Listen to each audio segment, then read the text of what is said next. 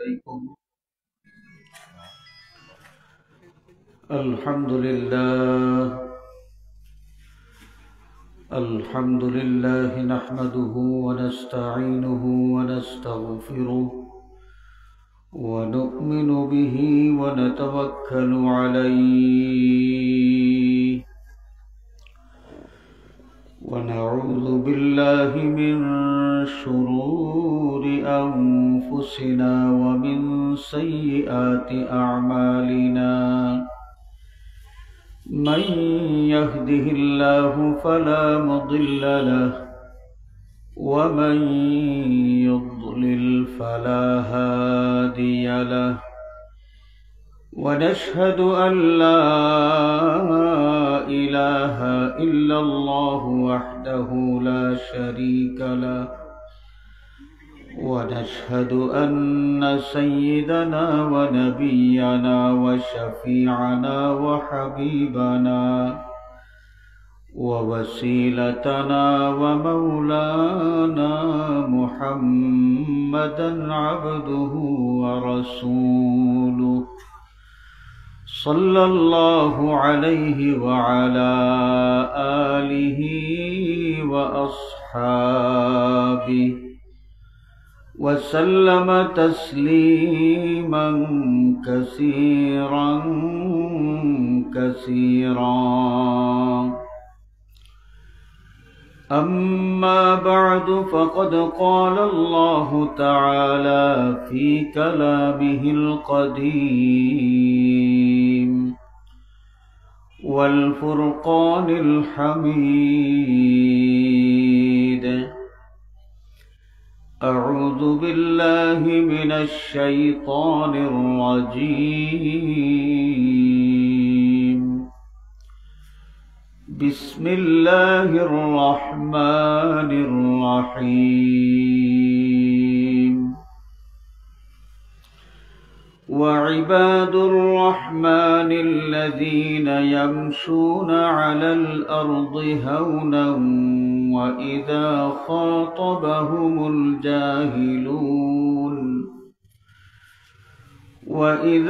خاطبهم الجاهلون قالوا سلاما. والذين يبيتون لربهم سجدا وقياما. والذين يقولون ربنا اصرف عنا عذاب جهنم إن عذابها كان غراما إنها ساءت مستقرا ومقاما. صدق الله مولانا العظيم وصدق رسوله النبي الأمين الحبيب الكريم. وجاء في الخبر قال رسول الله صلى الله عليه وسلم: من تواضع لله رفعه الله. وفي رواية أخرى قال عليه الصلاة والسلام: لا يدخل الجنة من كان في قلبه مثقال حبة من كبر. صدق الصادق المصدوق صلى الله عليه وسلم. وقال الله عز وجل في شان حبيبه مخبرا وآمرا: إن الله وملائكته يصلون على النبي يا أيها الذين آمنوا صلوا عليه صلوا عليه وسلموا تسليما بسم الله والحمد لله الصلاة والسلام عليك يا رسول الله بسم الله والحمد لله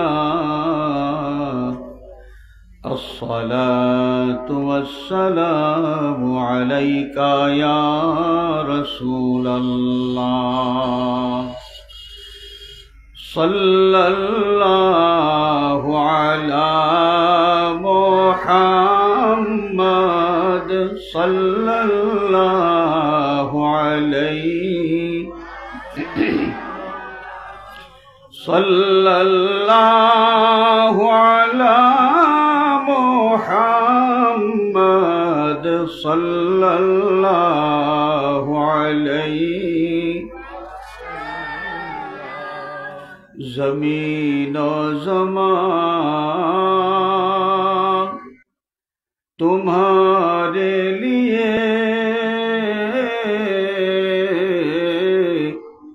मकीन और मकान तुम्हारे लिए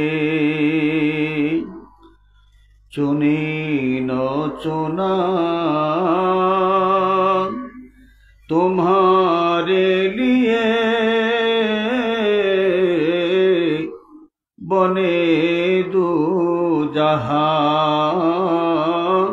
तुम्हारे लिए सल्लल्लाहु अलैहि मुहम्मद सल्लल्लाहु अलैहि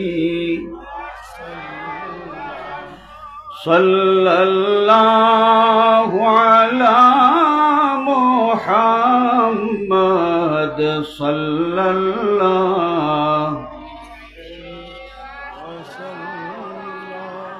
धुन में ज़ुबान तुम्हारे लिए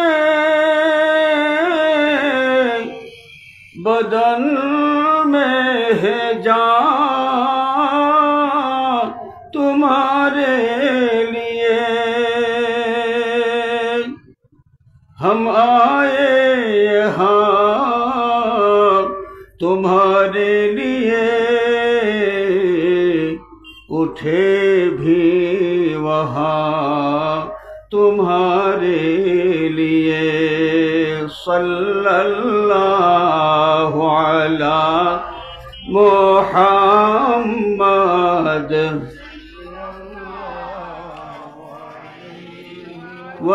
वसल्लम सल्लल्लाहु अलैहि मुहम्मद सल्लल्लाहु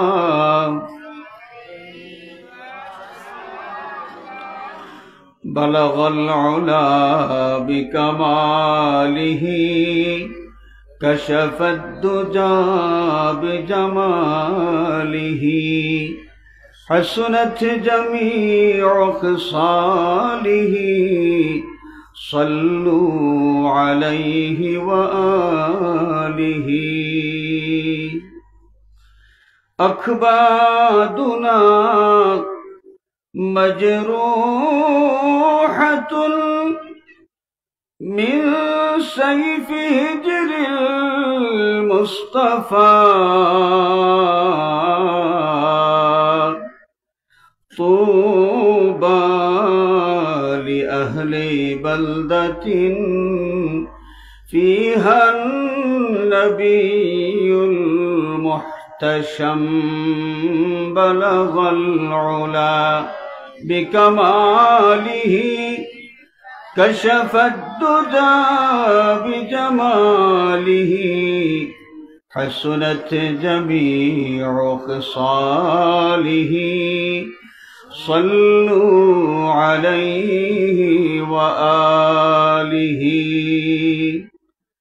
सुब्हानक ला इल्म लना إلا ما علمتنا إنك أنت العليم الحكيم رب اشرح لي صدري ويسر لي أمري واحلل عقدة من لساني يفقه قولي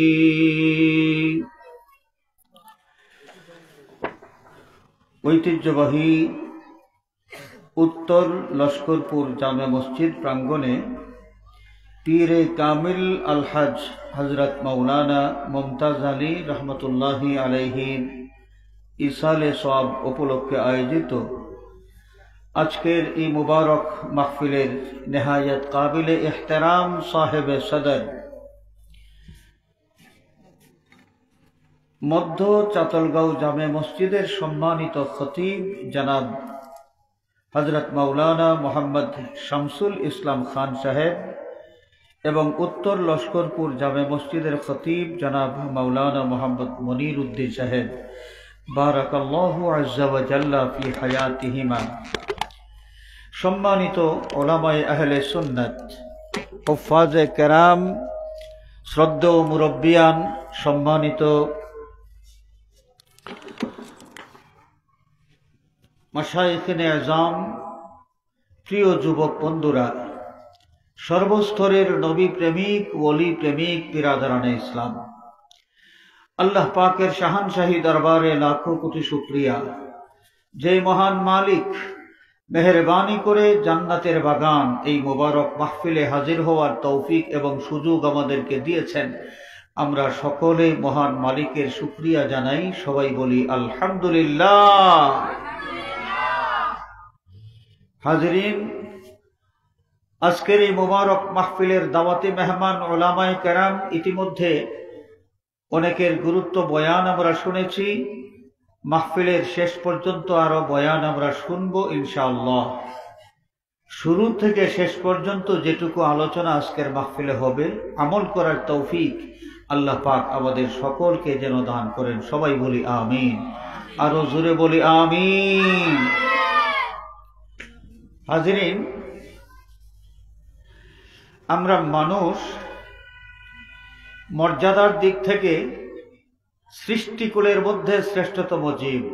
আল্লাহ সুবহানাহু ওয়া তাআলা আদম সন্তানের অর্থাৎ মানুষ জাতির এই শ্রেষ্ঠত্বের সার্টিফিকেট দিয়ে আয়াতে কারিমা নাজিল করলেন, ওয়ালাকাদ কাররামনা বানি আদম, আমি আদম সন্তানকে মহিমান্বিত করেছি, সম্মানিত করেছি। সুবহানাল্লাহ বলেন। এই মানুষ, আমরা পৃথিবীতে এসেছি এবং বিভিন্ন পেশায় আমরা নিয়োজিত আছি।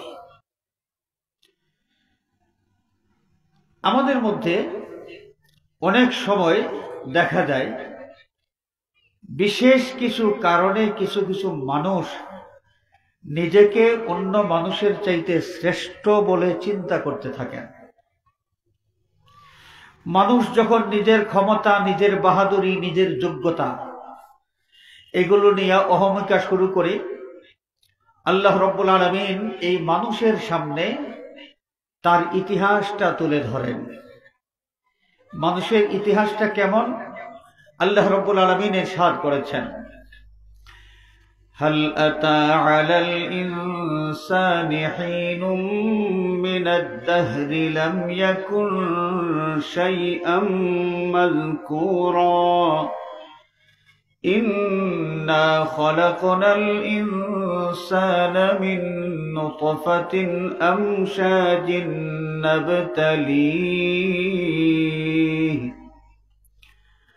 نبتليه فجعلناه سميعا بصيرا। ছোট্ট এক ধরনের পিঁপড়া আছে না, আমরা চিনি তো, যে খুদি পিঁপড়া, সিলেটের আঞ্চলিক ভাষায় খুদি পিঁপড়া বলে। মোটামুটি 40, 45, 50, 60 বছর বয়স যাদের বা তার বেশি বয়স, এরা কিন্তু এই খুদি পিঁপড়া খালি চোখে সহজে দেখবেন না। সহজে দেখবেন না, ম্যাগনিফাইং গ্লাস লাগাইয়া তারপরে খুদি পিঁপড়া দেখতে হয়। এই পিঁপড়াটা যতই ছোট হোক, এর একটা অস্তিত্ব আছে। এর একটা কি আছে? অস্তিত্ব আছে। কিন্তু মানুষ, আমরা এমন একটা সময় ছিল যখন এই খুদি পিঁপড়ার মতো আমরা ছিলাম না। আমরা কিছুই ছিলাম না, কোনো অস্তিত্ব আমাদের ছিল না। আল্লাহ পাক জানিয়ে দিচ্ছেন, ইন্না খলাকনাল ইনসান, অস্তিত্বহীনতার থেকে এই মানুষকে আমি অস্তিত্বে আনয়ন করেছি, তাকে সৃষ্টি করেছি। কি থেকে সৃষ্টি করেছি? মানুষকে আল্লাহ রাব্বুল আলামিন কি ওই যে দামি দামি ওই যে ইয়াকুত পাথর, জমরুদ পাথর, এই দামি দামি পাথর দিয়ে সৃষ্টি করেছেন? তারপরে স্বর্ণ, হীরা, এগুলি দিয়ে সৃষ্টি করেছেন না। আল্লাহ পাক বলেন, ইন্না খলাকনাল ইনসানা মিন নুতফাতিন আমশাজ, আমি মানুষকে সৃষ্টি করেছি মিশ্রিত তরল পদার্থের এক বিন্দু থেকে। মিশ্রিত তরল পদার্থ এমন, কাপড়ে লাগানো থাকলে ওই কাপড় নাপাক হয়ে যায়। এমন একটা মিশ্রিত তরল পদার্থ থেকে সৃষ্টি করা হয়েছে মানুষকে, যেই তরল পদার্থটা কাপড়ে লাগলে ওই কাপড়টা কি হয়ে যায়? নাপাক হয়ে যায়। ওই কাপড় ধৌত না করলে এই কাপড় পরে আর নামাজ পড়া যায় না। তাহলে এই মিশ্রিত তরল পদার্থের বিন্দু, এই বিন্দুটা পাক না নাপাক? নাপাক। নাপাক এক বিন্দু মিশ্রিত তরল পদার্থ থেকে আল্লাহ রাব্বুল আলামিন মানুষকে সৃষ্টি করেছেন। এই ইতিহাসটা আমাদেরকে স্মরণ করে দিয়া আল্লাহ পাক আমাদেরকে বুঝাইতে চান যে মানুষ, তুমি বাহাদুরি করো, তুমি অহংকার করো, তুমি অহমিকা করো, তুমি দাম্ভিকতা করো, তোমার কি যোগ্যতা আছে? তোমার সৃষ্টির মূল যেটা, সেই সৃষ্টির মূল যেটা, এটাই তো নাপাক একটা বস্তু। সেই নাপাক বস্তু থেকে তোমাকে সৃষ্টি করা হয়েছে। আবার তুমি বড়াই করো, তোমার কি অধিকার আছে বড়াই করার? ইন্না খলাকনাল ইনসানা মিন নুতফাতিন আমশাজিন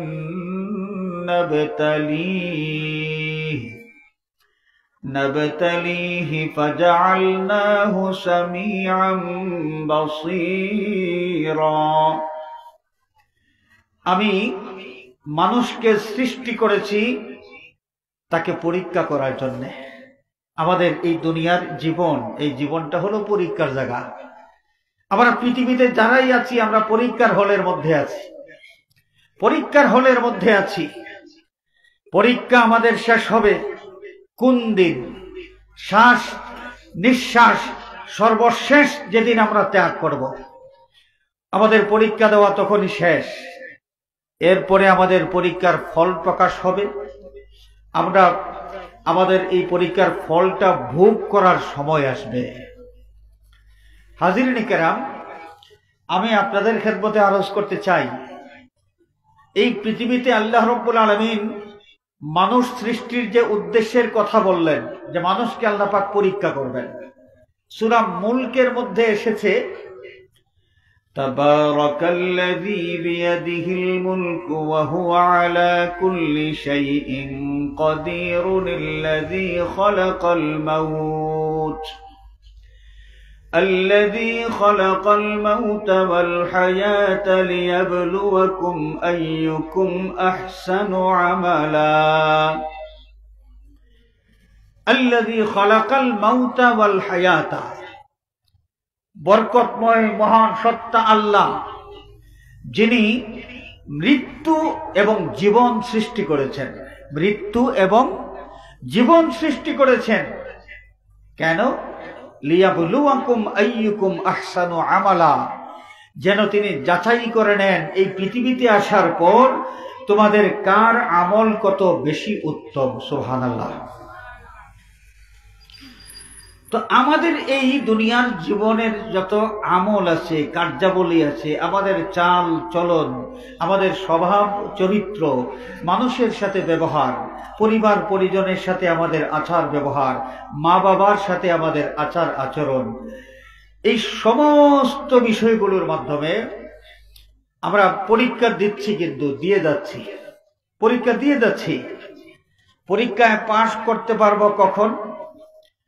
যখন আমার দুনিয়ার এই পথ চলা, সেটা ব্যক্তি জীবন হোক, দাম্পত্য জীবন হোক, সামাজিক জীবন হোক, জাতীয় জীবন হোক, আমরা সকল পর্যায়ে আমাদের মনিবের হুকুম পালন করে চলতে পারি। আমাদের মনিব আমাদের জীবন চলার জন্য যে রোড ম্যাপ দিয়েছেন, এই রোড ম্যাপ ফলো করে আমরা যারা চলতে পারবো, পরীক্ষায় আমরা পাশ করতে পারবো। আমরা যে যত সুন্দর করে আল্লাহর দেওয়া সেই রোড ম্যাপ ফলো করতে পারবো, আমাদের আমলটা তত বেশি সুন্দর হবে। তাহলে এই পরীক্ষায় আমরা পাশ করতে পারবো, রেজাল্ট হবে গোল্ডেন। গোল্ডেন কি? Golden plus. আর যদি এখানে একটু উল্টা পাল্টা হয়ে যায়, আল্লাহর দেওয়া রোড ম্যাপ আমরা যদি ওভারটেক করি, তাহলে যেই মানুষকে আল্লাহ রাব্বুল আলামিন সৃষ্টিকুলের মধ্যে সবচাইতে বেশি মর্যাদাবান বলে সার্টিফিকেট দিয়েছেন, সেই মানুষের কথাই আল্লাহ রাব্বুল আলামিন অন্য জায়গায় উল্লেখ করেছেন। এই মানুষটা যখন পচে যায়, পচে যায় মানে কি? মানুষ যখন তার মানবতার গুণ ধরে রাখতে পারে না, তার মনিবের দেওয়া রোডম্যাপ ফলো না করে ওভারটেক করে চলে, এই মানুষটা হয়ে যায় কাল আনআম বাল হুম আদল, চতুষ্পদ জন্তুর মতো, বরং এর চাইতে আরো বেশি নিকৃষ্ট।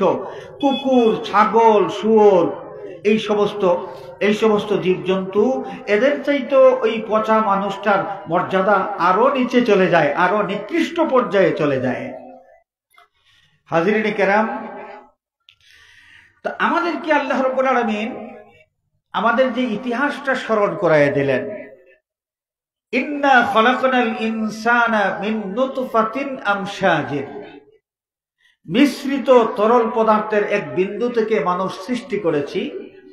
ইঙ্গিত করলেন সেই দিকে, যেই মানুষ তোমার ইতিহাসের দিকে যদি তুমি তাকাও, তাহলে তোমার বিবেক তোমাকে বলে দিবে এই পৃথিবীতে দাম্ভিকতা করার কোনো যোগ্যতা তোমার নাই, কোনো অধিকার তোমার নাই। তাহলে এই পৃথিবীতে আমাদের পথ চলাটা কেমন হবে এবং কিভাবে পথ চললে আমাদের মনিব আমাদের উপর খুশি হবেন, আমাদেরকে দয়া করবেন। আল্লাহ রাব্বুল আলামিন কালামে পাকে একদল মানুষের স্বভাব চরিত্রের বৈশিষ্ট্য উল্লেখ করেছেন, যেই মানুষগুলো আল্লাহ রাব্বুল আলামিনের পক্ষ থেকে বেশি দয়া লাভ করেন। কি পরিমাণ দয়া? কম না বেশি? বেশি। বেশি দয়া এটা কেমনে? এটা বুঝতে হলে আগে একটা বিষয় আপনাদের সামনে আমি তুলে ধরতে চাই। আল্লাহ পাকের সিফতি নাম, অনেকগুলো সিফতি নামের মধ্যে একটা হলো আর রহমান, আর একটা হলো আর রহিম। বিসমিল্লাহির রহমানির রহিম, আলহামদুলিল্লাহি রাব্বিল আলামিন, আর রহমানির রহিম। আর রহমান আর রহিম আল্লাহর সিফতি দুইটা নাম, এবং এই দুইটা নামের তর্জমা যদি আমরা করি, অনুবাদ যদি করি, অনুবাদ হবে দয়ালু, যিনি দয়া করেন। রহমান শব্দের অর্থ দয়ালু, রহিম শব্দের অর্থ দয়ালু। তো প্রশ্ন আসতে পারে, দুইটা শব্দেরই যদি একই অর্থ হয়, তাহলে একসাথে দুইটা শব্দ আল্লাহ রাব্বুল আলামিন কেন উল্লেখ করলেন? বিসমিল্লাহির রহমানির রহিম, এখানে কি আছে? রহমান রহিম, দুইটা শব্দই একসাথে আছে। সূরা ফাতিহার মধ্যে আর রহমানির রহিম, আল্লাহর সিফতি নাম রহমান রহিম দুইটাই কি একসাথে আছে। দুইটার একই অর্থ যদি হয়, তাহলে আল্লাহ রাব্বুল আলামিন একসাথে কেন উল্লেখ করলেন? কারণ একই অর্থের দুইটা শব্দ একই বাক্যের মধ্যে যদি উচ্চারণ করা হয়, ব্যবহার করা হয়, তাহলে ভাষা বিজ্ঞানের দৃষ্টিতে এটা হচ্ছে একটা দুর্বলতা, ভাষাগত দুর্বলতা। কোনো মানুষ যদি আপনাকে বলে যে আগামীকাল সকালের মর্নিং ফ্লাইটে আমি সিলেট থেকে ঢাকায় যাব, আগামীকাল সকালের মর্নিং ফ্লাইটে আমি সিলেট থেকে ঢাকা যাব, তাহলে মোটামুটি ভাষা জ্ঞান যাদের আছে মনে মনে হাসবেন যে লোকটা কত বোকা। সকালের ফ্লাইট মানেই তো মর্নিং ফ্লাইট, এই লোকটা বলতেছে সকালের মর্নিং ফ্লাইটে। যদি বলতো যে সকালের ফ্লাইটে আমি সিলেট থেকে ঢাকা যাব, তাহলে হয়তো, অথবা যদি বলতো যে আমি আগামীকাল মর্নিং ফ্লাইটে সিলেট থেকে ঢাকা যাব, তাও হইতো। সকাল এবং মর্নিং দুইটা শব্দ দিয়াই একই জিনিস বোঝানো হয়, তাহলে একই অর্থ প্রকাশক দুইটা শব্দ একই বাক্যের মধ্যে ব্যবহার করলে ভাষা বিজ্ঞানের দৃষ্টিতে এটা হচ্ছে একটা ত্রুটি। তো আল্লাহ রাব্বুল আলামিন যে তার আর রহমান আর রহিম এই সিফতির দুইটা নাম সূরা ফাতিহার মধ্যে একসাথে উল্লেখ করলেন, আল্লাহর ভাষা জ্ঞানের অভাব আছে নাকি? না, আল্লাহর ভাষা জ্ঞানের কোনো অভাব নাই। তাহলে কেন ব্যবহার করলেন? আরবি ভাষা বিজ্ঞানের একটা নীতি হলো, একই শব্দমূলের দুইটা শব্দ গঠন করতে যেই শব্দের মধ্যে হরফের ব্যবহার বেশি হবে, যেই শব্দের মধ্যে হরফের ব্যবহার বেশি হবে, বেশি সংখ্যক হরফ ব্যবহার করা হবে, ওই শব্দের দ্বারা ওই অর্থের ব্যাপকতা বুঝাবে। আর রহমান আর রহিম এই দুইটা শব্দেরই শব্দমূল হলো রা হা মিম। রহিম শব্দ লেখার সময় হরফ কয়টা লাগে? রা হা ইয়া মিম। কয়টা হইল বলেন? রা হা ইয়া মিম কয়টা হরফ? চারটা। রহমান এই শব্দটা লিখতে হরফ কয়টা লাগে? রা হা মিম আলিফ নুন। কয়টা? পাঁচটা। তাহলে আর রহমান আর রহিম এই দুইটা শব্দেরই শব্দমূল সমান সমান, কিন্তু একটা শব্দের মধ্যে শব্দ গঠন করতে হরফের সংখ্যা হরফ 5টা ব্যবহার করা হয়েছে, আর আরেকটা শব্দ গঠন করতে হরফ 4টা ব্যবহার করা হয়েছে। একটা শব্দের মধ্যে হরফের সংখ্যা বেশি, আরেকটার মধ্যে হরফের সংখ্যা কি? কম। আরবি ভাষার নীতি হলো কাসরাতুল মাবানি তাদুল্লু আলা কাসরাতিল মাআনি। কোন শব্দ গঠন করতে হরফ যদি বেশি ব্যবহার করা হয়, তাহলে ওই শব্দের অর্থের ব্যাপকতা বেশি থাকে। এই শব্দের অর্থের কি থাকে? ব্যাপকতা বেশি থাকে। যেমন দয়া, আল্লাহ রাব্বুল আলামিন দয়া করেন, এই আর রহমানের মাধ্যমে আল্লাহর দয়ার যে বিষয়টা উল্লেখ করা হয়েছে, এখানে দয়ার ব্যাপকতা বুঝায়, বেশি দয়া বুঝায়। আর রহিম শব্দের মাধ্যমে আল্লাহর যে দয়ার কথা বোঝানো হয়েছে, এখানে আর রহমানের চাইতে আর রহিম শব্দের অর্থে যেই দয়া, এই দয়ার ব্যাপকতা একটু কম। আমরা কি বুঝতে পেরেছি? মোটামুটি পরিষ্কার তো? এবারে শোনেন, আল্লাহ রাব্বুল আলামিন তার কিছু বান্দাদেরকে বেশি দয়া করেন। কম দয়া না বেশি দয়া? বেশি দয়া। আমরা কিভাবে বুঝলাম বেশি দয়া? এটা বুঝলাম কেমনে?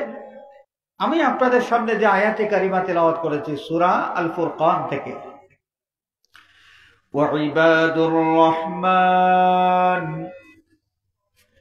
وعباد الرحمن الذين يمشون على الأرض هونا وإذا خاطبهم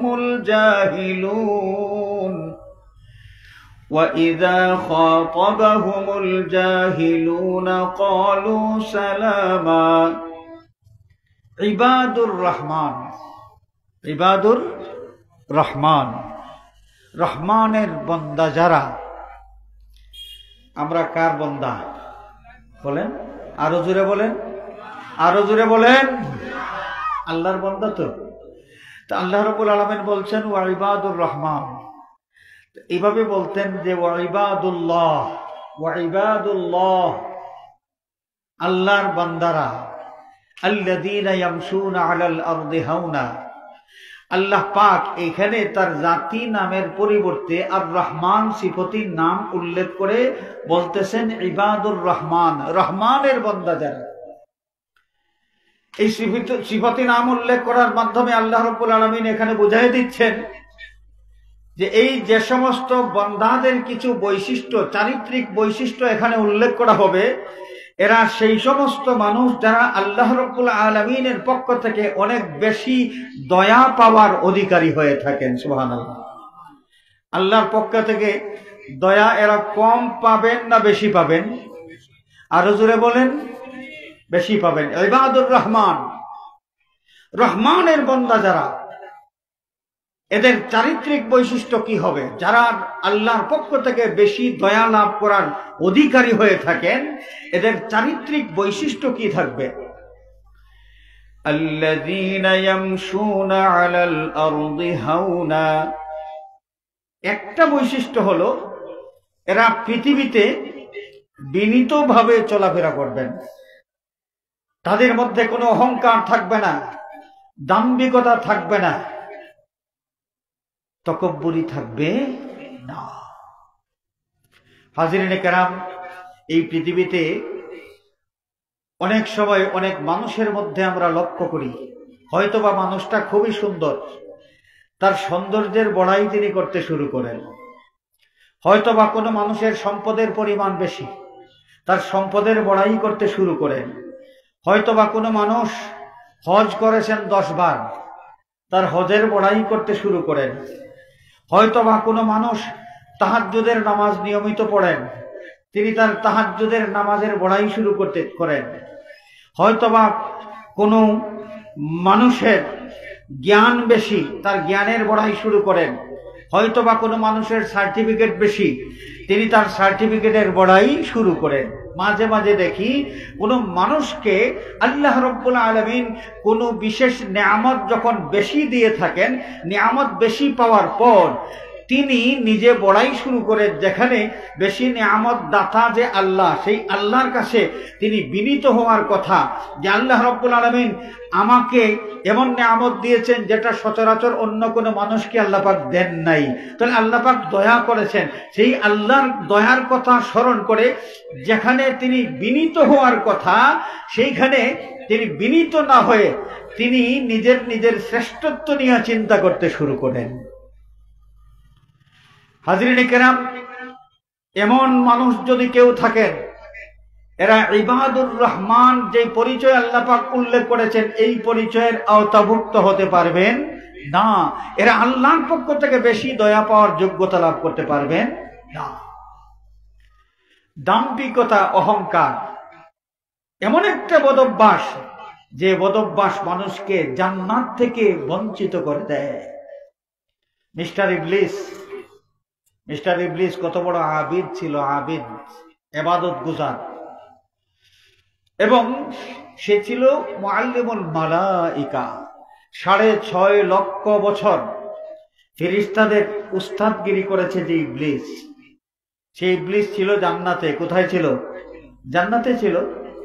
আল্লাহ রাব্বুল আলামিন তাকে বললেন, উখরুজ মিনহা ফাইন্নাকা রাজিম, তুমি জান্নাত থেকে বিতাড়িত হয়ে যাও, এখানে তোমার জায়গা নাই, এখানে তোমার জায়গা নাই, কারণ তুমি অহংকারী। আল্লাহ পাক বলেছেন আবা ওয়াস্তাকবারা, অহংকার করে নাফরমানি করেছে। মাটির তৈরি আদম, এটা চিন্তা করে সে নিজেকে আদমের চাইতে শ্রেষ্ঠ মনে করেছে। ওই যে মাটির তৈরি স্লোগান, এটা কিন্তু ইবলিস থেকে শুরু হয়েছে। অনেক মানুষ বর্তমানে বলে না যে নবী মাটির তৈরি, নবী মাটির তৈরি, নবীর মাটির তৈরি, মুখে ফেনা চলতেছে এই বক্তব্য দিয়া। আরে বাবারে, নবী মাটির তৈরি না হীরার তৈরি, তোমার তো এই কথা চিন্তা না করলেও চলে। তোমার চিন্তা করা দরকার, যেই নবী পেয়েছ সেই নবীর আনুগত্য কতটুকু করতে পেরেছ। নবী কিসের তৈরি এটা নিয়ে তোমার মাথা ঘামানোর কি দরকার? আর মাটির তৈরি তো একজন, তিনি হচ্ছেন বাবা আদম আলাইহিস সালাতু ওয়াস সালাম। দ্বিতীয় কোন মানুষকে আল্লাহ রাব্বুল আলামিন মাটি দিয়ে তৈরি করেছেন এইটা তো আল্লাহ জানান নাই। আল্লাহ জানিয়েছেন আদম সন্তান যারা, এদেরকে মিশ্রিত তরল পদার্থ থেকে সৃষ্টি করেছেন। আদম সন্তানকে কি থেকে সৃষ্টি করেছেন? মিশ্রিত তরল পদার্থ থেকে সৃষ্টি করেছেন। আর মাটির তৈরি কায়া একমাত্র আমাদের বাবা আদম আলাইহিস সালামের। তো আমাদের নবীজি মাটির তৈরি না নূরের তৈরি না হীরার তৈরি, এই নিয়ে বিতর্ক। কি দরকার রে বাবা, কি দরকার আছে? আমাদের নবীর ইতিহাসটা কি এত সোজা? আমাদের নবী পাক সাল্লাল্লাহু আলাইহি ওয়াসাল্লামের মানব রূপের ইতিহাস মাত্র 63 বছরের। কতদিনের? মানব রূপে নবী মুহাম্মদ সাল্লাল্লাহু আলাইহি ওয়াসাল্লামের ইতিহাস মাত্র 63 বছরের। এর আগে আমাদের নবী ছিলেন, আরো আগে ছিলেন। কখন ছিলেন? বাবা আদম আলাইহিস সালামকে সৃষ্টির আগে ছিলেন। আরো আগে কখন ছিলেন? যখন আরশ ছিল না, কুরসি ছিল না, লৌহ ছিল না, কলম ছিল না, জান্নাত ছিল না, জাহান্নাম ছিল না, আসমান ছিল না, জমিন ছিল না, সৃষ্টিকুলের মধ্যে কোনো কিছুর অস্তিত্ব ছিল না। একমাত্র সৃষ্টিকর্তার অস্তিত্ব ছিল।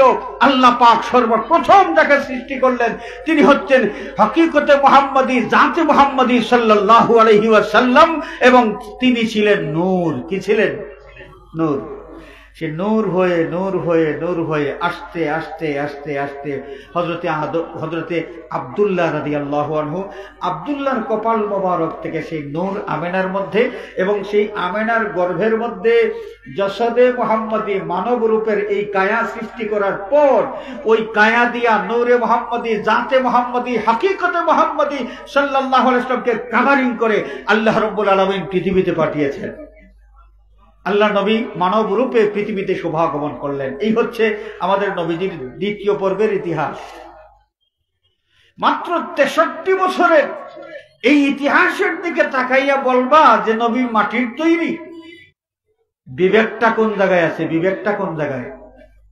নবী যদি এখানে মাটির তৈরি হন, তাহলে আদম আলাইহিস সালাতু ওয়াস সালামকে যখনও সৃষ্টি করা হয় নাই, তখনও আমাদের নবী আল্লাহ রাব্বুল আলামিন নবুয়ত কাকে দিয়েছিলেন?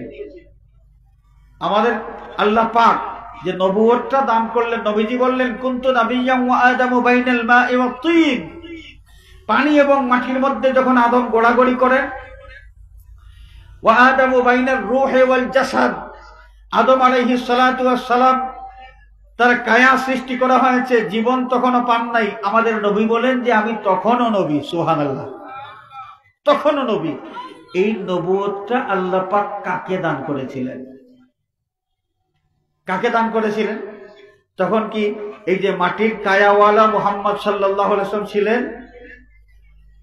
মাটির কায়াওয়ালা মুহাম্মদ সাল্লাল্লাহু আলাইহি ওয়াসাল্লাম তিনি তো জন্মগ্রহণ করেছেন আমেনার গর্ভ থেকে, মক্কার কুরাইশ বংশে আমেনার ঘরে। কিন্তু যখন আল্লাহ পাক প্রথম নবুয়ত দান করলেন, তখন কি মাটির কায়ার মুহাম্মদ ছিলেন? মানব রূপে নবী মুহাম্মদ ছিলেন। তো কাকে দিলেন নবুয়ত? নূর মুহাম্মদ সাল্লাল্লাহু আলাইহি ওয়াসাল্লামকে আল্লাহ রাব্বুল আলামিন নবুয়ত দান করেছিলেন। সুতরাং এই যে আমাদের সমাজে খামাখা একটা জিনিস নিয়ে বিতর্ক, আমাদের জ্ঞানের স্বল্পতার কারণে এই বিষয় নিয়ে বিতর্ক করা হয়। কিছু মানুষ নবী মাটির তৈরি, মাটির তৈরি এগুলো বলতে বলতে এই স্লোগানটা ওই যে ইবলিস শুরু করেছিল, আদম মাটির তৈরি, আদম মাটির তৈরি, ওই স্লোগানটা চলতে চলতে এখনো কিছু মানুষের মধ্যে এটা আছে। ইবলিস তখন বলেছিল আনা খায়রুম মিনহু। আল্লাহ পাক বললেন যে তোমাকে আমি হুকুম দিলাম সকলকে আদমকে সেজদা করার জন্য, সবাই সেজদা করলো, তুমি কেন করো নাই? ইবলিস তখন বলেছিল আনা খায়রুম মিনহু, আদমের চাইতে আমি শ্রেষ্ঠ। কেমনে? যুক্তি দিল আল্লাহর সামনে। সে বলল খলাকতানি মিন নার, আমাকে আগুন থেকে সৃষ্টি করেছো, ও খলাকতাহু মিন তিন, এবং আদমকে সৃষ্টি করেছো মাটির থেকে। তো আগুনের মাটির চাইতে আগুনের পাওয়ার বেশি, সুতরাং এই মাটির তৈরি আদমের চাইতে আগুনের তৈরি আমার মর্যাদা বেশি। নিজেকে শ্রেষ্ঠ মনে করা, নিজেকে নিজে শ্রেষ্ঠ মনে করা, নিজেকে নিজে শ্রেষ্ঠ মনে করা, এটাই হচ্ছে সর্বনাশের মূল। ইবলিস তখন অহংকার করলো। আল্লাহ রাব্বুল আলামিন বললেন উখরুজ মিনহা ফাইন্নাকা রাজিম, তুমি জান্নাত থেকে বের হয়ে যাও। ওয়া ইন্না আলাইকাল লা'নাতা ইলা ইয়াউমিদ্দিন, কিয়ামত পর্যন্ত তোমার প্রতি লানত বর্ষিত হতে থাকবে। নাউযুবিল্লাহ বলেন। আল্লাহর নবী সাল্লাল্লাহু আলাইহি ওয়াসাল্লাম ইরশাদ করেছেন লা ইয়াদখুলুল জান্নাতা মান কানা ফি কলবিহি মিসকাল হাববাতিন মিন কিবরিন, কোন ব্যক্তির অন্তরের মধ্যে বিন্দু পরিমাণ অহংকার যদি থাকে তাহলে ওই ব্যক্তি জান্নাতে প্রবেশ করতে পারবে না। অহংকার করবেন? মানুষের অহংকার করার কি যোগ্যতা আছে বলেন? কোনো মানুষ যদি ধনের অহংকার করতে চায় তাহলে ধনটা কে দিল তাকে? ধন সম্পদ কে দেন? আরো জোরে বলেন, আল্লাহ। আল্লাহ রাব্বুল আলামিন যদি ধন সম্পদ দান করে থাকেন তাহলে মানুষ নিজের কৃতিত্ব এখানে কোথায় দেখলো? সে দোকানদারি করে ব্যবসা করে মাসে 3 লক্ষ টাকা লাভ করে, তার মতোই আরেকজন দোকানদার দোকানদারি করে ব্যবসা করে মাসে 1 লক্ষ টাকাও ইনকাম করতে পারে না। তাহলে যে লোকটা 3 লক্ষ টাকা মাসে ইনকাম করতে পারে তার সমান আরেকজন ব্যবসায়ী তার 3 ভাগের 1 ভাগও মাসে ইনকাম করতে পারে না, লাভ করতে পারে না। তো ওই লোকটাকে বেশি যে লাভ করলো ওই সম্পদটাকে কে দিয়েছেন? আল্লাহ। সম্পদশালী হওয়ার পরে মানুষ কিন্তু আল্লাহকে ভুলে যায়। নিয়ামত পাওয়ার পর মানুষ যখন আল্লাহ রাব্বুল আলামিনকে ভুলে যায় তখনই আল্লাহ রাব্বুল আলামিন মানুষকে স্মরণ করায় দেন, ওরে তুমি এত নমক হারাম, এত নমক হারাম, আমি দয়া করলাম, তোমাকে এই নিয়ামত দান করলাম, কোথায় তুমি আমার কাছে বিনয়ী হবে, আমার কাছে তুমি শুকরিয়া আদায় করবে না, তুমি নিজেকে নিয়ে নিজে বড়াই করতেছো। মাঝে মাঝে আল্লাহ রাব্বুল আলামিন এক একটা ধাক্কা দেন, এক ধাক্কায় মিলিয়নার লোকটা সর্বস্ব হয়ে যায়। মাঝে মাঝে হয় না? মিলিয়নার লোক একদম সর্বস্ব হারা হয়ে যায়, একটা আর কিছুই নেই, সর্বহারা হয়ে যায়, সব কিছু তার শেষ। মাঝে মাঝে এই ধরনের ধাক্কা আসে। রূপের অহংকার করবেন? মাঝে মাঝে মানুষের স্কিনের মধ্যে নানান ধরনের অসুখ বিসুখ হয়, চেহারার মানচিত্রটা একদম পাল্টে যায়। এমন অনেক মানুষ আছেন যে মানুষটাকে আপনি দেখেছেন যে 10 বছর আগে সুন্দর একজন মানুষ, 10 বছর পর যখন দেখা হলো ওই লোকটাকে দেখে আপনি চিনতে পারতেছেন না, কারণ তার চেহারার মধ্যে কালো দাগে ভরে গিয়েছে। অথচ 10 বছর আগে এই মানুষটার চেহারার মধ্যে গ্লেজ ছিল, ফর্সা চেহারা ছিল। মানুষের চেহারা, সুন্দর চেহারা কে দান করেন? আল্লাহ। তো আল্লাহর দেওয়া জিনিস নিয়ে মানুষ কেন অহংকার করবে? কোন যোগ্যতায় করবে? এই জন্য আল্লাহ রাব্বুল আলামিন বলেছেন, আল কিবরিয়া উরিদাই, আমার বান্দাবান্দি তোমরা শোনো, অহংকার আমি আল্লাহর চাদর, আমার চাদর নিয়ে তোমরা টানাটানি করবে না। মানুষ যেন অহংকারী না হয়। আল্লাহ পাক স্মরণ করে দেন যে অহংকার করা একমাত্র আমার জন্যই মানায়, তোমরা অহংকার করার অধিকার রাখো না। তো আল্লাহর রহমত বেশি পাইতে হলে এই পৃথিবীতে অহংকারী হইলে চলবে না। কিভাবে হওয়া লাগবে? وعباد الرحمن الذين يمشون على الأرض هونا, রহমান মহান আল্লাহ বান্দা যারা, তাদের চারিত্রিক একটা বৈশিষ্ট্য হলো পৃথিবীতে এরা বিনয়ী হয়ে চলে। পৃথিবীতে এরা কি হয়ে চলে? বিনয়ী হয়ে চলে। যে সমস্ত মানুষ বিনয়ী হয়ে চলে আল্লাহ রাব্বুল আলামিন তাদের মান মর্যাদা দুনিয়া আখিরাতে বৃদ্ধি করে দেন। সুবহানাল্লাহ। হাজিরিন, অনেক মানুষ যাদের ব্যাপারে আমাদের অনেক বেশি উচ্চ ধারণা। আমি একটা কথা বলি, আল্লামা ফুলতলি সাহেব কিবলা রহমাতুল্লাহ আলাইহি সম্পর্কে আমার ধারণা ছিল, যখন আমি ছোট ছিলাম আমার ধারণা ছিল যে হযরত সাহেব কিবলা রহমাতুল্লাহ আলাইহি এত উঁচু পর্যায়ের একজন মানুষ, না জানি তিনি যে খাটের মধ্যে শয়ন করেন, তার ঘুমানোর খাটটা, তার পালংটা কত দামি, কত সুন্দর, আর তার ঘুমানোর বিছানা যেটা, এটা কত আরামের বিছানা, এটা আমি মনে করতাম। হযরত সাহেব কিবলা রহমতুল্লাহ আলাইহি তার বিত্ত বৈভব কি কম ছিল? দামি একটা পালং, এটা তার নিজের ব্যবহারের জন্য তিনি তৈরি করা, এটা তো সহজ বিষয় ছিল। আমি ধারণা করতাম যে অনেক দামি একটা খাট তিনি ব্যবহার করেন, আর অনেক দামি অনেক আরামের বিছানা ব্যবহার করেন। যখন একটু বড় হইলাম, হযরত সাহেব কিবলা রহমতুল্লাহ আলাইহি যে আরাম করেন যে রুমে, ওই রুমে যাওয়ার সুযোগ আমার হইল। তার বিছানা দেখে আমি দস্তুর মতো অবাক হয়ে গেছি। আমার ধারণা এবং বাস্তবতার মধ্যে আকাশ পাতাল তফাৎ। আমি কি ধারণা করেছিলাম আর দেখলাম কি! হযরত সাহেব কিবলা রহমতুল্লাহ আলাইহি সাদামাটা 6টা পায়ার একটা চৌকি, 6টা পায়ার একটা চৌকি, চৌকির মধ্যে 6টা পায়ের উপর একটা ফ্রেম আর কয়েকটা কাঠ এভাবে বিছানো, সাদামাটা এই ধরনের একটা চৌকি ব্যবহার করতেন। কোনো নকশা বক্সা কিছুই নেই, কোনো নকশা ছাড়া সাদামাটা কয়েকটা কাঠ দিয়ে একটা চৌকি বানানো হয়েছে, এর উপর তার বিছানা। ওখানে কোনো রেলিং নাই, সাজগুজ কিছুই নাই। চৌকি তো আমরা বুঝি, কোনো রেলিং বেলিং কিছু থাকে না। বিছানার অবস্থা কেমন! বিছানা যেটা ব্যবহার করতেন এতটুকু মাত্র একটা তোষক, এই সামান্য আঙ্গুল দিয়া টিপ দিলে ওই তোষকের উপর আঙ্গুল দাবে না, আঙ্গুল নিচের দিকে যায় না, এমন শক্ত একটা তোষক ব্যবহার করতেন। অবাক হয়ে গেছি, এত সাদামাটা তার জীবন যাপন। হাজরিনে কেরাম, সাহেব কিবলাকে যারা দেখেছেন, অনেক মুরব্বী আছেন হয়তোবা আমার জন্মের আগের থেকেও সাহেব কিবলাকে আপনারা দেখেছেন।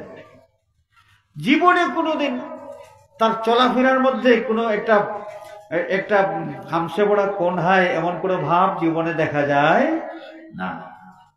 আপনারা দাওয়াত করেছেন, বিভিন্ন জায়গায় মানুষ দাওয়াত করেছেন, ওয়াজ মাহফিলে কোনোদিন তিনি জিজ্ঞেসও করেন নাই যে এই মাহফিলে প্রধান অতিথি কে, আমার নামটি প্রধান অতিথির কলমে আছে, আমার নামটা কি মোটা হরফে লেখা আছে।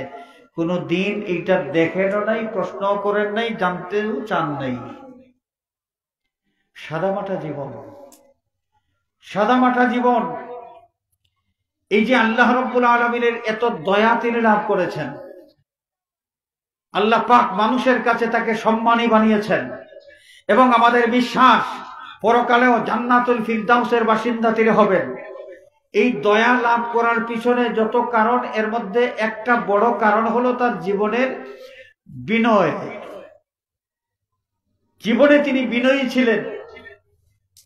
তিনি ছাত্রদেরকে পড়াইতেন, রমজানুল মুবারকে কোরআন শরীফের শিক্ষা যখন দিতেন, আমার ওয়ালিদ মুহতারমের কাছ থেকে আমি গল্প শুনেছি।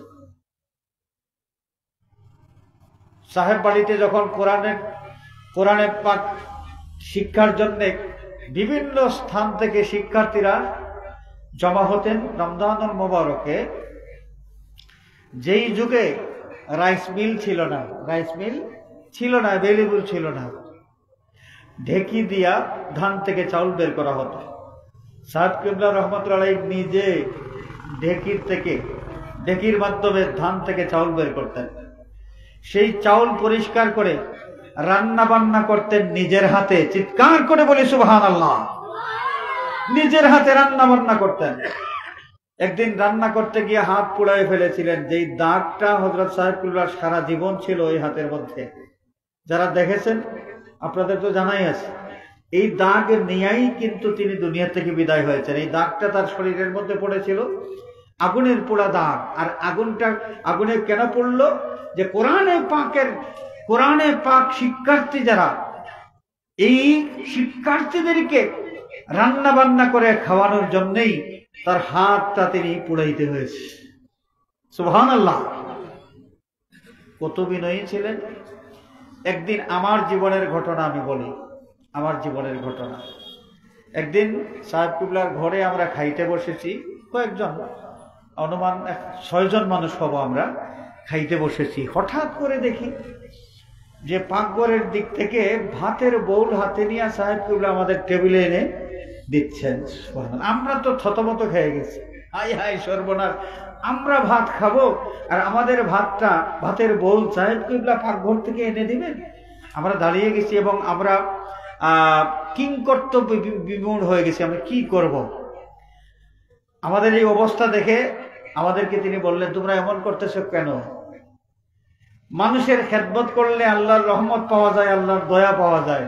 তা আমাকে একটু আল্লাহর রহমত পাওয়ার একটু সুযোগ তোমরা দাও, আমি একটু খেদমত করি। সুবহানাল্লাহ, সুবহানাল্লাহ। বিনয় কাকে বলে? وعباد الرحمن الذين يمشون على الأرض هونا। রহমানের বান্দা যারা, অর্থাৎ আল্লাহ রব্বুল আলামিনের কাছ থেকে যারা বেশি বেশি দয়া পাওয়ার অধিকার রাখেন, তাদের চারিত্রিক বৈশিষ্ট্যের একটা হলো এই জমিনে তারা বিনয়ী হয়ে চলাফেরা করবেন, কোনো ধরনের অহংকার তাদের মধ্যে থাকবে না। 2 নম্বর, وَإِذَا خَاطَبَهُمُ الْجَاهِلُونَ قَالُوا سَلَامًا। দ্বিতীয় যে বৈশিষ্ট্য সেটা হলো, কোন মানুষ যদি তার সাথে খারাপ ভাষা ব্যবহার করে, খারাপ কোনো আচরণ করে, তাহলে খারাপের জবাব খারাপ ভাষা দিয়া তারা দেন না, বরং ক্বালু সালামা, তখন তারা সালাম বলেন। সালাম মানে ভাই তুমিও নিরাপদে থাকো, আমাকেও নিরাপদে থাকতে দাও, আমি তোমার সাথে ঝগড়া করতে চাই না। এই সালাম শব্দটার একটা ব্যাখ্যা আছে, তাফসীরের কিতাবের মধ্যে লেখা, যে একজন মানুষ এমন খারাপ ব্যবহার করলো যেই ব্যবহার করার কারণে ঝগড়া বাঁধানোর প্রয়োজন হয়ে যায়। সাধারণত একজন মানুষ ঝগড়া করতে পারে, এমন অবস্থা হয়ে যায়। কিন্তু আল্লাহ রাব্বুল আলামিনের পক্ষ থেকে যারা বেশি দয়া পাওয়ার অধিকারী হয়ে যান, এদের চারিত্রিক বৈশিষ্ট্য হয়ে থাকে, কেউ খারাপ ব্যবহার করলেও তারা কিন্তু খারাপ ব্যবহার দিয়া তার জবাব দেন না, তার সাথে ঝগড়ায় লিপ্ত হয়ে যান না, বরং সুন্দর ভাষা ব্যবহার করার মাধ্যমে তাকে জবাব দেন। সুবহানাল্লাহ বলেন। এই জন্য আমাদের নবী করিম সাল্লাল্লাহু আলাইহি ওয়াসাল্লাম এই শিক্ষাটা আমাদেরকে দিয়েছেন, যে শিক্ষা গ্রহণ করলে আল্লাহর পক্ষ থেকে বেশি দয়া আমরা লাভ করতে পারি। আল্লাহর হাবিব সাল্লাল্লাহু আলাইহি ওয়াসাল্লামের ইরশাদ ফরমান, সিল মান কাতাআকা। কোন মানুষ যদি তোমার সাথে সম্পর্ক ছিন্ন করতে চায়, তুমি সম্পর্ক ছিন্ন না করে সম্পর্ক জুড়ে চলার চেষ্টা করো, সম্পর্ক রক্ষা করে চলার চেষ্টা করো। ওয়াফু আম্মান যালামাক, যে তোমার প্রতি জুলুম করেছে তাকে তুমি মাফ করে দাও। ওয়া আহসিন ইলা মান আসাআ ইলাইক, তোমার সাথে কেউ যদি দুর্ব্যবহার করে তাহলে তুমি তার জবাবে দুর্ব্যবহার তার সাথে করবে না, বরং তুমি করবে সদ্ব্যবহার। সুবহানাল্লাহ, সদ্ব্যবহার। আমাদেরকে কেউ যদি বলে, মনে করেন যে একজন মুরব্বী মানুষ, তার ছেলের বয়সী একজন মানুষ মুরব্বী মানুষটার নাম ধরে বলল, অমুক ভাই, অমুক ভাই এদিকে আসেন। মুরব্বী তো খারাপ লাগার কথা, যে তার বাপের সমান আমি নাম ধরে তো ডাকলো, নাম তো ধরলই, আবার সে চাইতেছে আমি তার কাছে যাব। তার উচিত ছিল সে আমার কাছে আসবে, কিন্তু না, সে আমার নাম ধরে বলতেছে আমি যেন তার কাছে যাই। খারাপ লাগার কথা না? মনে রাখতে হবে, ওই সময় খারাপ লাগলে চলবে না। ওই সময় তাকে কটুবাক্য বলবেন না, যে বেটা তোমার বাপের সমান আমি, আমার নাম ধরে তুমি ডাকতেছো আর তুমি চাইতেছো আমি তোমার কাছে যাব, বেটা বেয়াদব। না, আপনি এটা বলবেন না। আপনি মনে করবেন কি লোকটা জাহিল, লোকটা কি জাহিল, সে মূর্খ, তার সঠিক জ্ঞান নাই, শালীনতা জ্ঞান তার মধ্যে নাই, ভদ্রতার জ্ঞান তার মধ্যে নাই, সভ্যতার জ্ঞান তার মধ্যে নাই। সুতরাং আপনি এই অসভ্য লোকটার জবাব দিতে গিয়া নিজে কঠোর হওয়া চলবে না। তখন কি করতে হবে? ক্বালু সালামা। তখন আপনি শান্তির সাথে, সুন্দরভাবে, মাধুর্যের সাথে তার জবাব দিতে হবে। যদি এটা হয়, চারিত্রিক বৈশিষ্ট্য যদি এমন হয়, তাহলে দেখেন সমাজের বাস্তবতা, অনেক ঝগড়াঝাটি কিন্তু বন্ধ হয়ে যাবে, অনেক মারামারি বন্ধ হয়ে যাবে। এবং যিনি এই কাজটা করতে পারবেন, যার চরিত্রের মধ্যে এই গুণটা অর্জন করতে পারবেন, যে খারাপ ব্যবহারের পরিবর্তে ভালো ব্যবহার দিয়ে জবাব দেওয়া, এই চরিত্র যিনি ধারণ করতে পারবেন আল্লাহ রাব্বুল আলামিনের পক্ষ থেকে তিনি দয়া লাভ করবেন। কম না বেশি? আর হুজুরে বলেন বেশি। ইবাদুর রহমান, রহমানের বান্দাদের তালিকায় তিনি প্রবেশ করবেন। সুবহানাল্লাহ। والذين يبيتون لربهم سجدا وقياما। মানুষের সাথে আচরণ, এই ক্ষেত্রে তার চরিত্র কেমন? আল্লাহ রাব্বুল আলামিন এখানে দুইটা গুণ উল্লেখ করলেন, দুইটা বৈশিষ্ট্য উল্লেখ করলেন। এবারে আল্লাহর সাথে তার সম্পর্কের কথা আল্লাহ পাক বলছেন, والذين يبيتون لربهم سجدا وقياما। গভীর নিশীথে মানুষ যখন গভীর ঘুমের মধ্যে আচ্ছন্ন থাকে, এই সময় আল্লাহর কিছু বান্দা আরামের ঘুম থেকে উঠে পবিত্রতা অর্জন করে তার মালিক, তার মনিবের কুদরতের কদমে সেজদা করতে শুরু করে, সে নামাজ আদায় করতে শুরু করে। গভীর নিশীথে জাগ্রত হয়ে যারা আল্লাহ রাব্বুল আলামিনের উদ্দেশ্যে সেজদার হাদিয়া পেশ করে, নামাজ আদায় করে, যেটাকে আমরা তাহাজ্জুদের নামাজ বলি, তাহাজ্জুদের নামাজের অভ্যাস যাদের মধ্যে আছে, ইবাদুর রহমানের তালিকার মধ্যে তিনি শামিল হয়ে গেলেন। আল্লাহর সাথে তার এই সম্পর্ক, একাগ্র চিত্তে মনিবের সাথে কথাবার্তা বলেন গভীর নিশীথে, যখন কোনো ব্যস্ততা নাই, কোনো মানুষের কোনো ধরনের কোনো ডিস্টার্ব করার কোনো আশঙ্কা নাই, একাগ্র চিত্তে সেই মনিবের কাছে মনের কথাগুলো তিনি বলতে থাকেন। হাজিরিনে কেরাম, এই একাগ্র চিত্তে আল্লাহকে স্মরণ করে যেই মানুষ কান্নাকাটি করতে পারেন, চোখের পানি ছাড়তে পারেন, তাদের মর্যাদা কত বেড়ে যায়।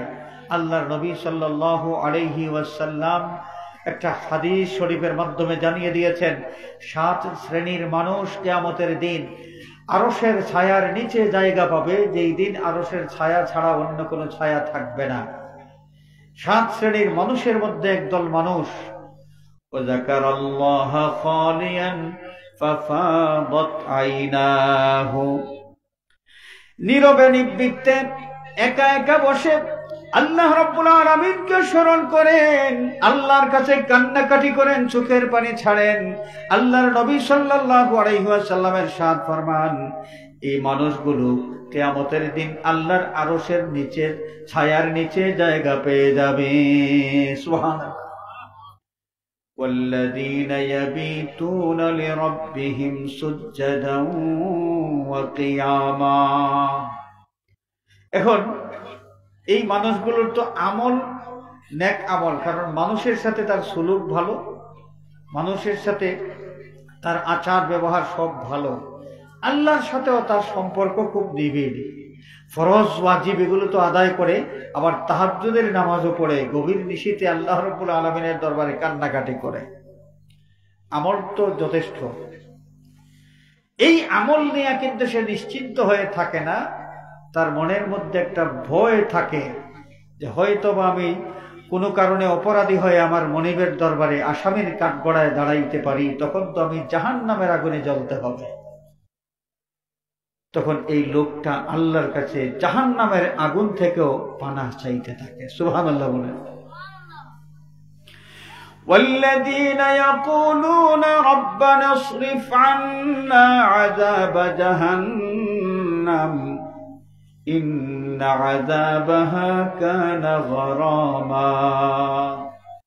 রহমানের বান্দা যারা, আল্লাহ রাব্বুল আলামিনের পক্ষ থেকে বেশি দয়া পাওয়ার অধিকারী যারা হয়ে যায়, সেই সমস্ত মানুষ যাদের চারিত্রিক বৈশিষ্ট্যের একটা হলো যারা আল্লাহ রাব্বুল আলামিনের কাছে জাহান্নামের শাস্তি থেকে পানাহ চায়, জাহান্নামের আগুন থেকে পানাহ চায় এবং বলে, আল্লাহ জাহান্নামের বর্ণনা শুনেছি, কত কঠিন অবস্থা, কত কষ্টের জায়গা সেটা, বর্ণনা শুনে ভয় লাগতেছে মওলা। আল্লাহ তোমার কাছে ওই জাহান্নাম থেকে পানাহ চাই। কোন মানুষের মধ্যে আল্লাহর শাস্তির ভয় যখন ঢুকে যায়, আল্লাহ রাব্বুল আলামিনের বড় দয়া লাগে, মায়া লাগে। সুবহানাল্লাহ।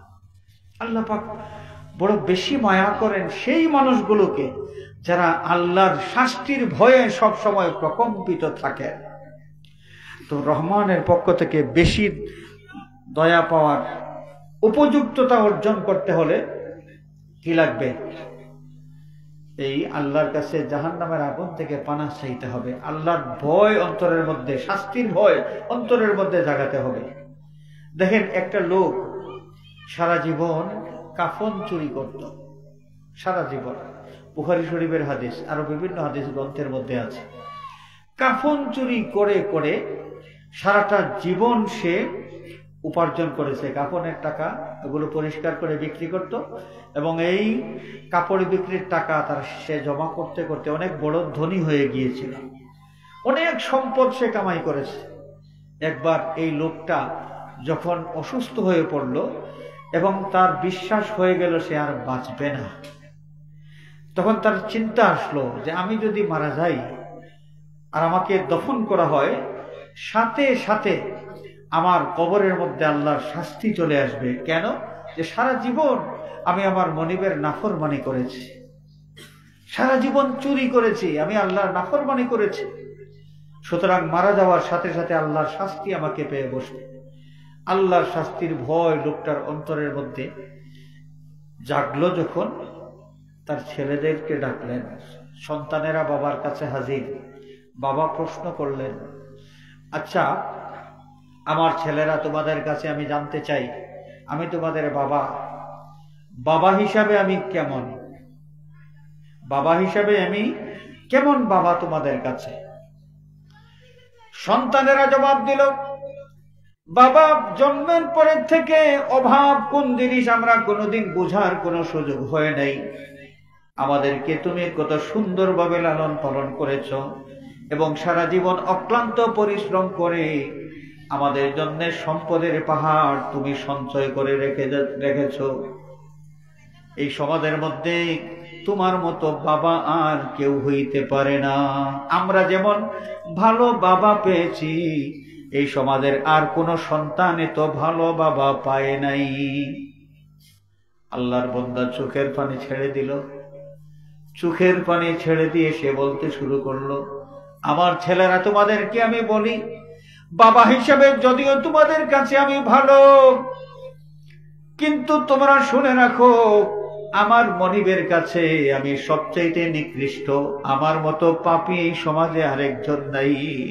সারাটা জীবন আমার মনিবের নাফরমানি করার কারণে মনিবকে নারাজ করে দিয়েছি।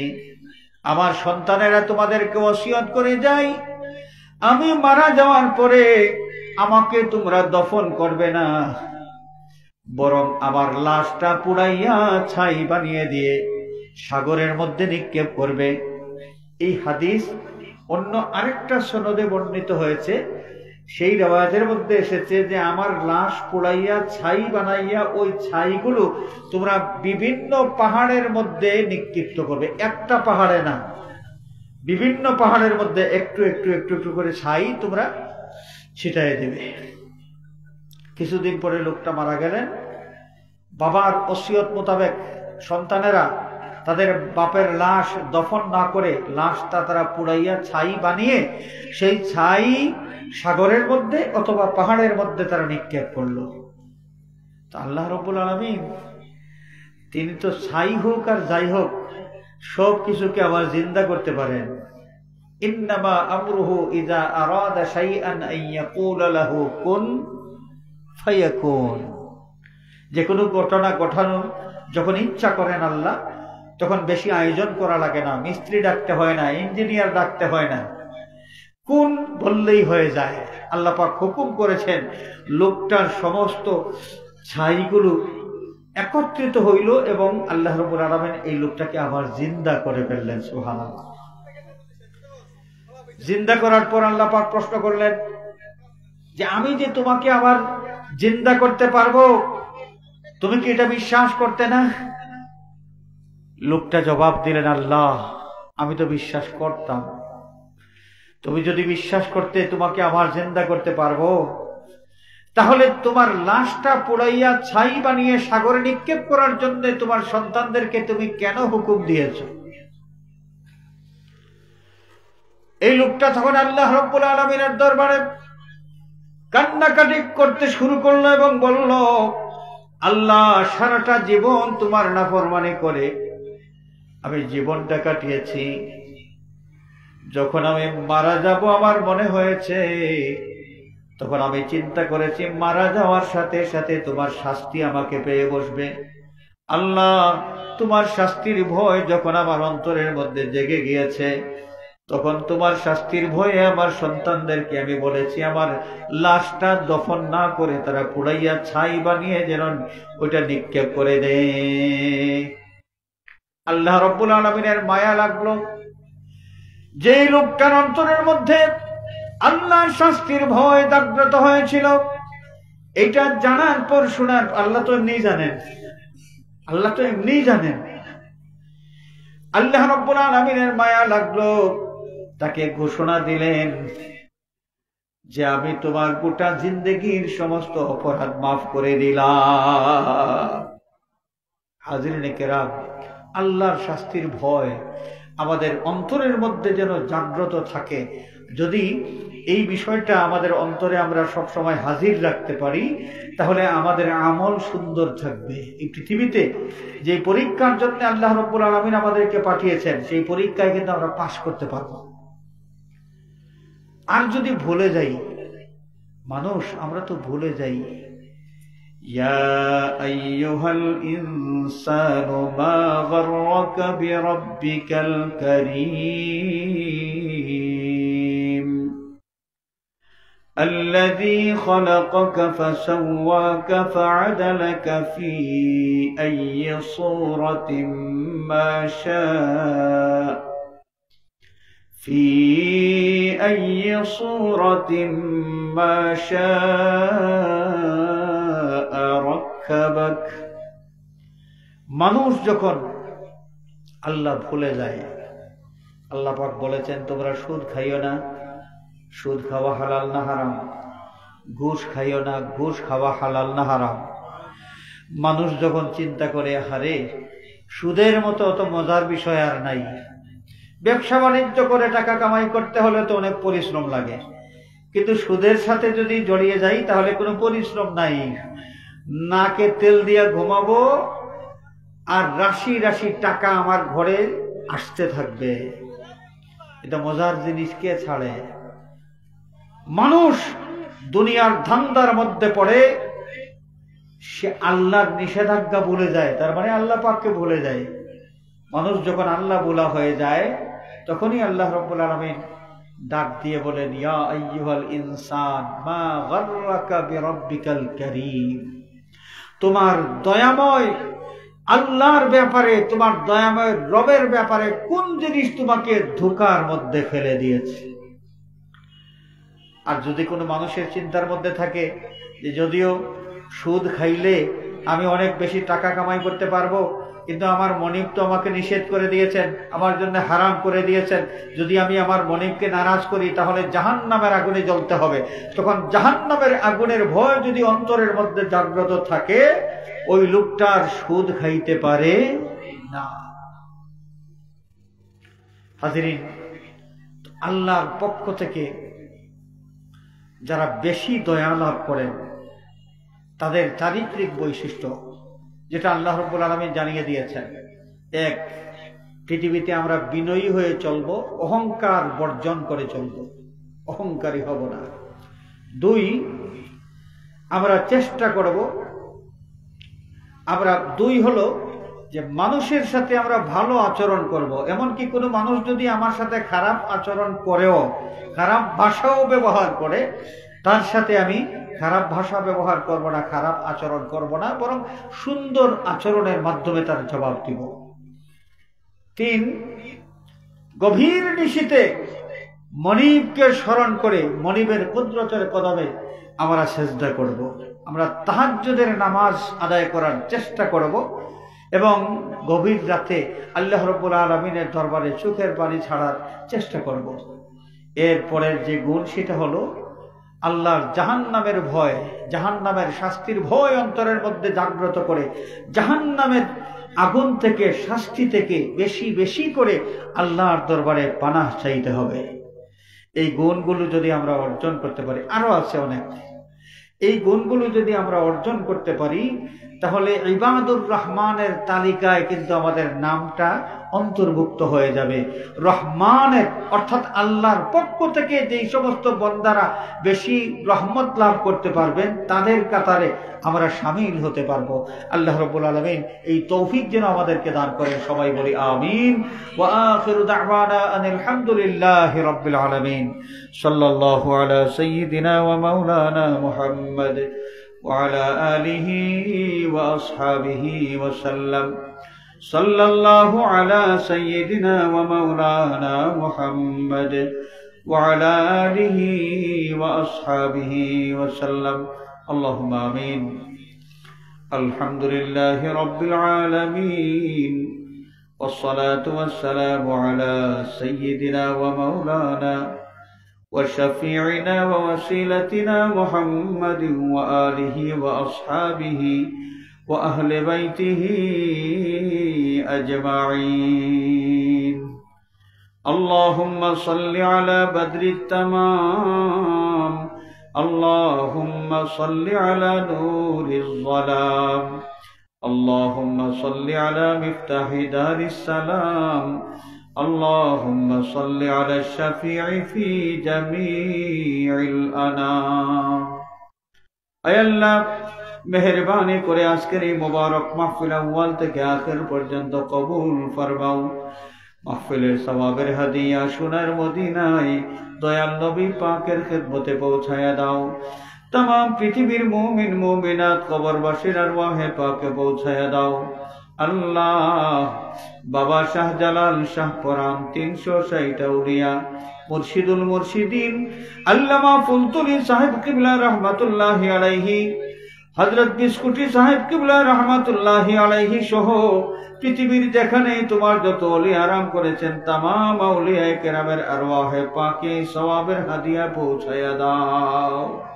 আয় আল্লাহ বৃহত্তর লস্করপুর এলাকার तमाम মুর্দেগানের আরওয়াহে পাকে সওয়াবের হাদিয়া পৌঁছায়া দাও।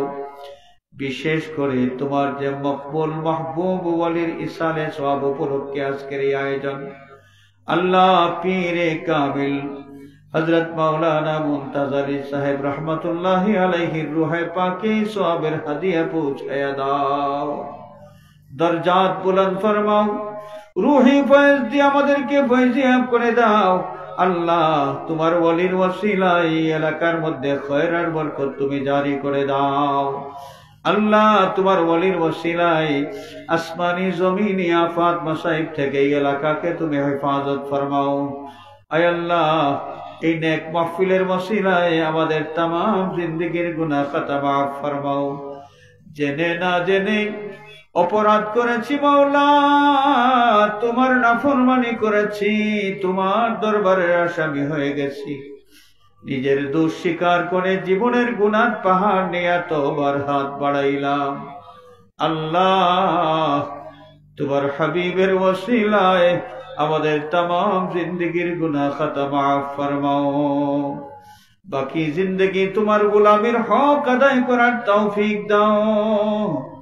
আল্লাহ আমাদের জিন্দা মুর্দা মাই বাবার প্রতি রহম ফরমাও।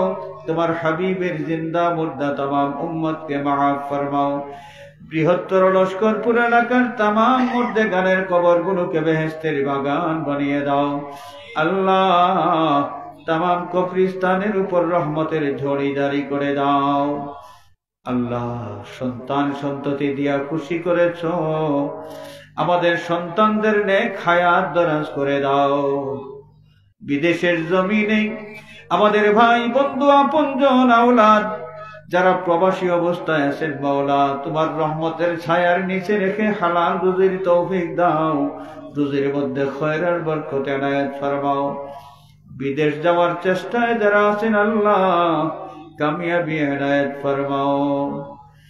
অন্তর্যামী মাবুদ, কার অন্তরে কোন ফরিয়াদ সব তোমার জানা আছে। আয় আল্লাহ, তোমার হাবিবের ওসিলায় আমাদের প্রত্যেকের ফরিয়াদ গুলো কবুল ফরমাও। ঋণগ্রস্ত মানুষ যারা, ঋণ পরিশোধ করার তৌফিক দাও। আল্লাহ, আমাদের তামাম মুশকিলাত আসান করে দাও। দিন দুনিয়ার তামাম মুআমালাত তোমার হাওয়ালা করলাম মাওলা। আমাদের তামাম জরুরিয়াত তোমার কুদরতি ভান্ডার থেকে পুরা করে দাও। ও ফাওয়াদু আমরি ইলাল্লাহ, ইন্নাল্লাহা বাসীরুম বিল ইবাদ। بفضل سبحان ربك رب العزة عما يصفون وسلام على المرسلين والحمد لله رب العالمين. اللهم يسر لنا زيارة حرمك وحرم حبيبك. الله ইহরামের কাপড় না পরাইয়া কাফনের কাপড় আমাদের পরাইও না। তোমার বাড়ি আর তোমার হাবিবের বাড়ির মেহমান হিসাবে আমাদের সকলকে তুমি কবুল ফরমাও। সালামুন আলাল মুরসালিন ওয়ালহামদুলিল্লাহি রাব্বিল আলামিন। আমিন আমিন আমিন। আসসালামু আলাইকুম।